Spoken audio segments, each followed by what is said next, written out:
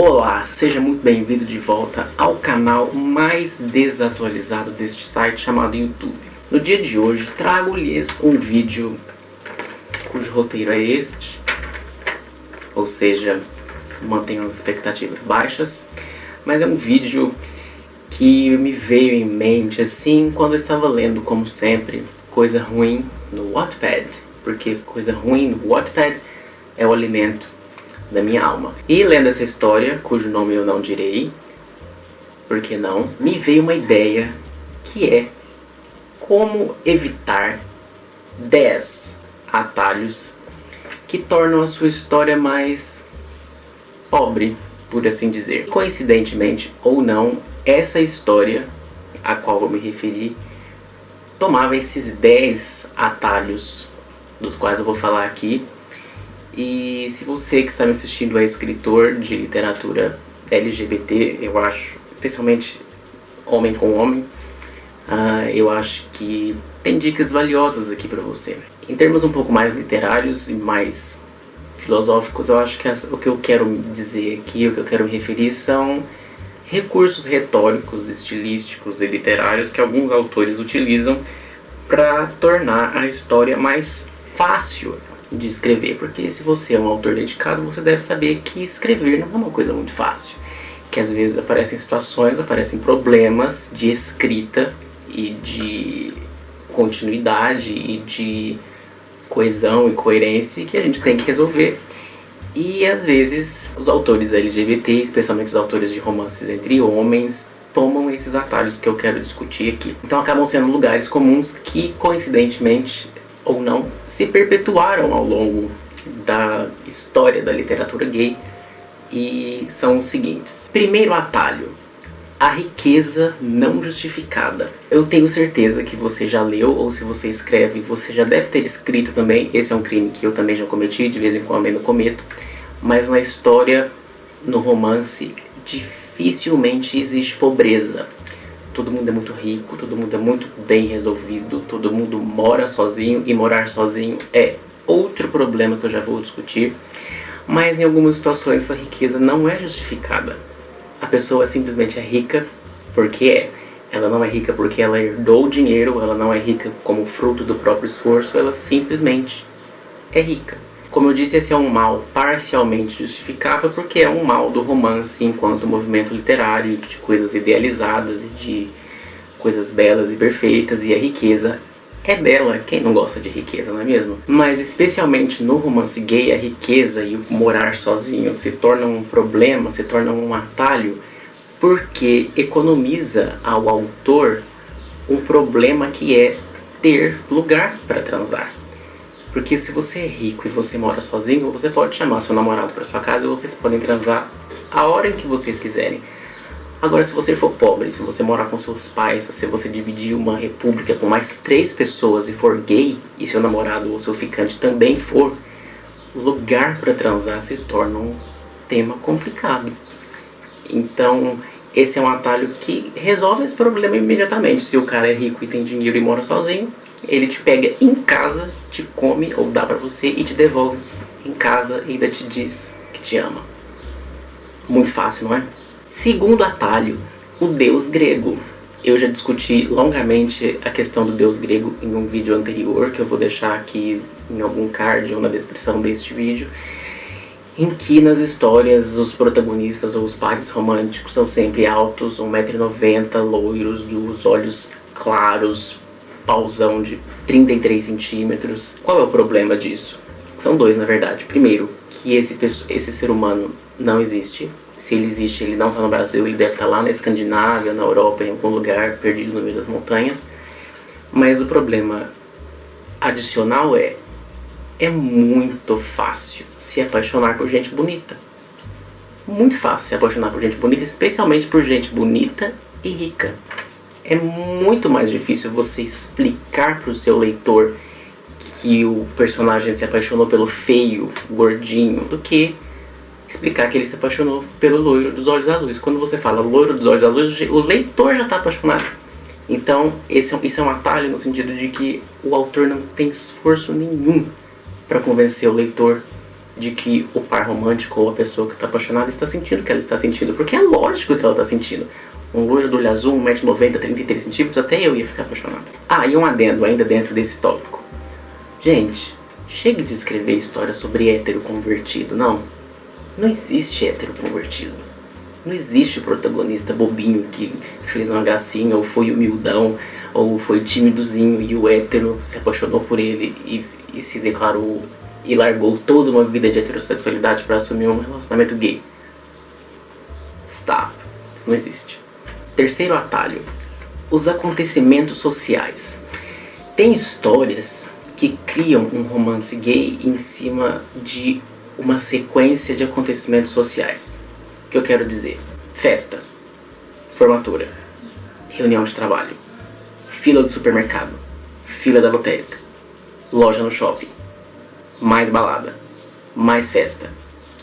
Então o autor elenca esses eventos um atrás do outro, com um intervalo mínimo, e esses encontros repetidos entre o protagonista e o seu par romântico consequentemente desenvolvem um amorzinho aí entre eles. Mas o problema desse atalho é que ele preenche muito superficialmente os espaços que a narrativa poderia oferecer para você desenvolver psicologicamente esse personagem. Porque fica parecendo, tem um cachorro rosnando aqui, fica parecendo que não existe nenhum sentimento envolvido. Que o autor está só jogando informação, jogando encontro um atrás do outro, para mostrar para o leitor que vai acontecer um negócio ali, mas tá, a gente sabe que vai acontecer, mas o que mais que acontece além disso? Quer saber? 4. As providências divinas. O que são as providências divinas? Sempre existe a pessoa certa, no lugar certo, fazendo a coisa certa, dando o flagra certo, para criar a tensão certa, para propiciar o diálogo certo, aquela DR definitiva que vai ocasionar sexo. A vida ela não é feita de providências divinas.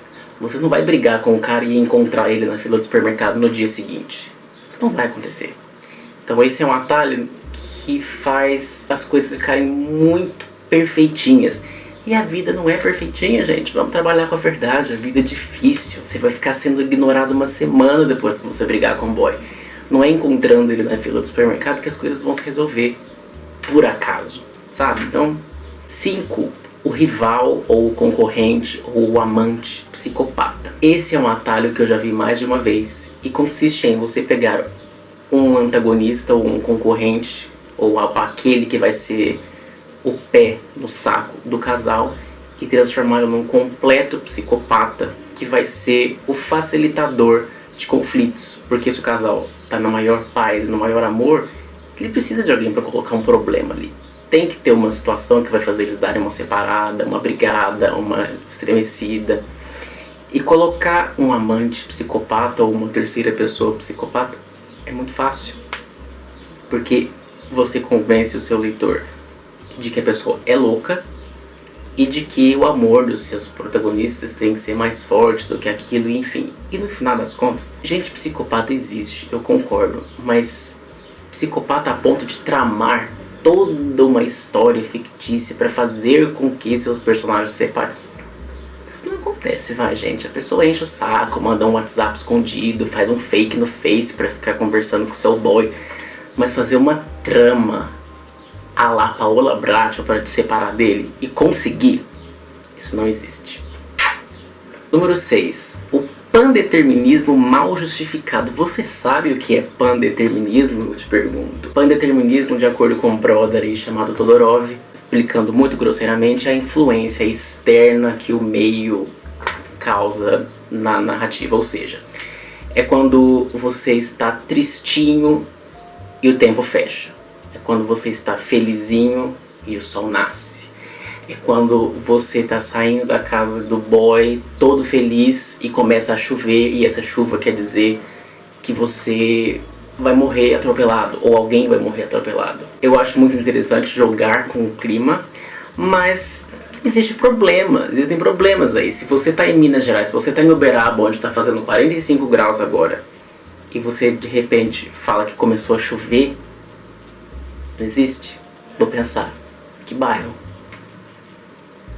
Então acho que é bom tomar cuidado, porque Mexer com o clima, mexer com o espaço na narrativa é uma excelente estratégia. Eu não condeno de maneira nenhuma, acho que é uma coisa muito sábia a ser feita, mas tem que ser feita com sapiência, tem que saber o que você está fazendo. Tem pessoas que claramente não sabem o que estão fazendo.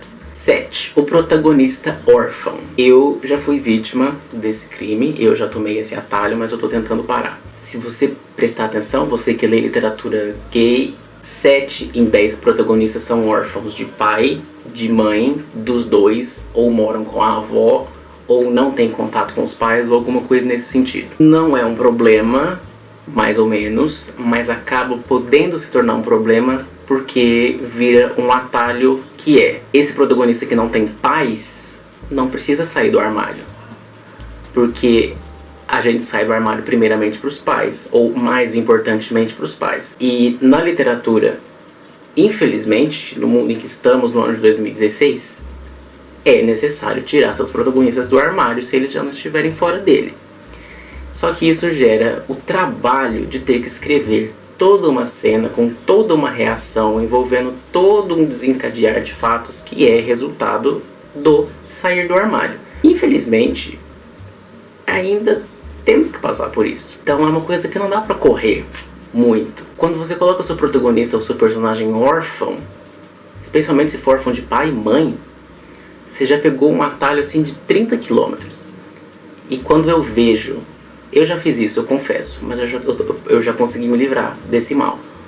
Quando eu vejo isso numa história, eu talvez um pouco preconceituosamente pense: nossa, que escritor preguiçoso.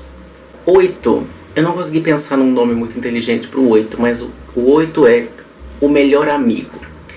Mas o melhor amigo no sentido de que alguns escritores têm o hábito de pegar um personagem aleatório, que vai ser o melhor amigo, é claro. Então não é um personagem aleatório, é o melhor amigo.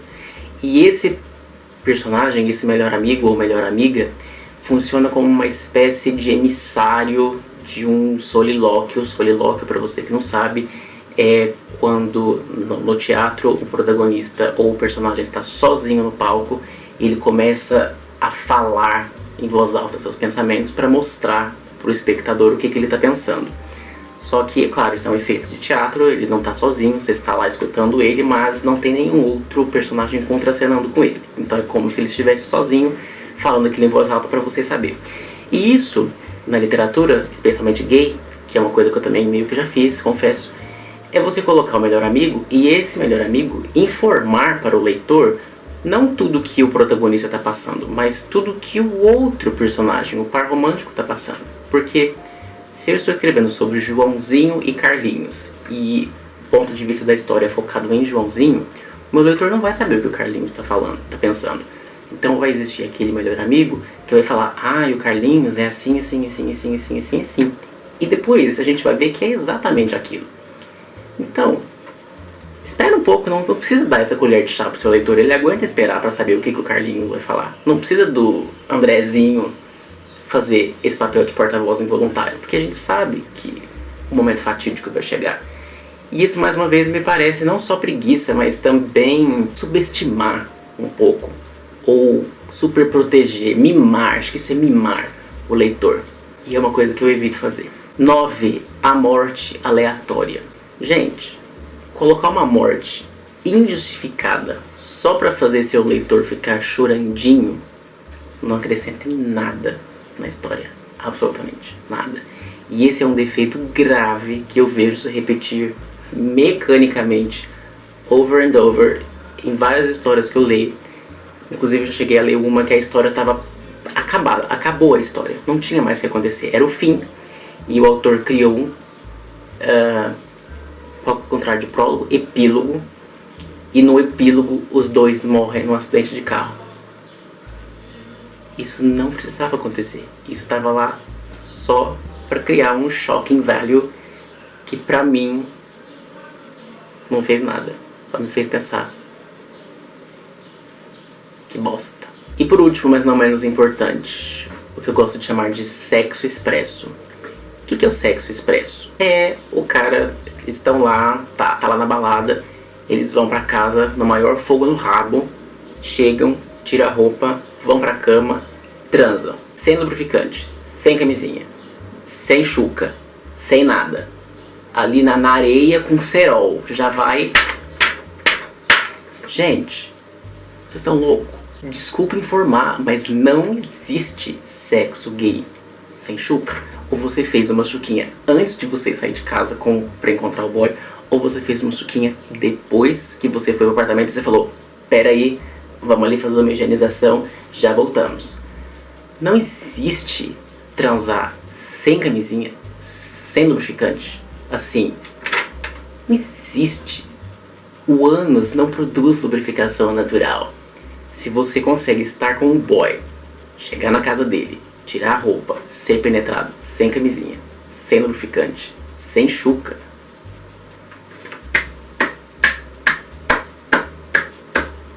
você é o maior homossexual que eu respeito. Então assim, eu sei que não é muito agradável ter que escrever sobre uma chuca, mas tem que mencionar. Eu sei que não é muito agradável escrever sobre sexo com camisinha, mas tem que mencionar, você não transa sem camisinha com qualquer pessoa. Especialmente se for uma pessoa que você conheceu numa festa há 2 dias. Eu sei que nem sempre vai ter um KY ali à disposição dentro do seu bolso, mas... preparação, gente. Sexo gay não é sexo hétero. Você vai transar com brothers, tem que se preparar 3 dias antes, sabe? É toda uma feijoada que você não pode comer, é todo um rabanete. Então, não adianta. Tem que ter. E qual que é a moral da história? Por que eu resolvi fazer esse vídeo? Porque se você somar todos esses fatos, se você pegar todos esses 10 atalhos, não acontece uma coisa que é essencial para a boa fruição de uma peça literária, que é suspensão da descrença. Para você que não sabe, suspensão da descrença é quando a história te envolve de maneira tal que é como se ela fosse real para você. Que é como se você conseguisse imaginar aquelas pessoas de carne e osso fazendo aquelas coisas de verdade, sentindo aquelas coisas de verdade, como se você esquecesse que aquilo fossem personagens e que aquilo fosse mera obra fictícia. Então se eu tô numa história, se eu tô lendo uma história em que o cara transa sem camisinha, sem KY e sem chuca, você já me perdeu aí. Eu já não vou acreditar que a sua história é verdadeira. Eu já não vou me emocionar. Se o seu personagem morre no epílogo, eu não vou me emocionar, porque eu vou saber que aquilo é uma mentira, que aquilo é uma farsa. A engenhosidade, a genialidade do autor está em convencer o leitor de que o que ele está escrevendo não é uma farsa, é uma possível verdade. E se você pegar esses 10 atalhos, você fica cada vez mais longe desse efeito, que é tão necessário para a boa literatura. Consequentemente, você não gera nenhum tipo de emoção pós-leitura no seu leitor. Ele não vai ficar uma semana pensando no seu livro, porque ele vai saber que o seu livro é uma mentira. Se uma pessoa não ficar uma semana pensando no meu livro, eu preciso rever os meus talentos. Se você gostou desse vídeo, deixe seu joinha, se inscreva no canal, deixe seu comentário, mande seu WhatsApp. Não faça isso. Não sei quando eu volto, não sei se volto, devo voltar um dia, talvez, quem sabe, a vida é incerta, o universo é infinito. Muito obrigado pela sua atenção, por ter assistido esse vídeo até aqui e nos vemos na próxima.